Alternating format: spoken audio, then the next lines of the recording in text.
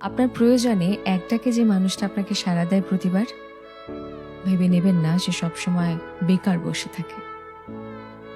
আপনার শরীর খারাপে, মন খারাপে যে বারবার আপনার খোঁজ নেয়, তার যত্ন অতটা সস্তা নয়।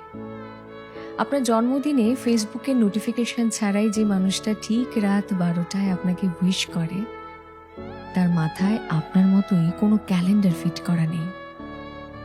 আপনার পাশে থাকার জন্য যে মানুষটা প্রচন্ড আকুতি মিনতি করলো, সে চাইলেই অন্য কাউকে তার পাশে জায়গা করে দিতে পারে।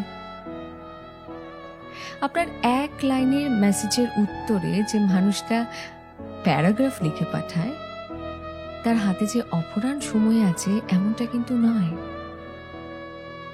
প্রায়োরিটিকে কখনোই সস্তা ভেবে নিতে নেই, না যে প্রায়োরিটি দিচ্ছে তাকে কখনো সস্তা ভাবতে আছে।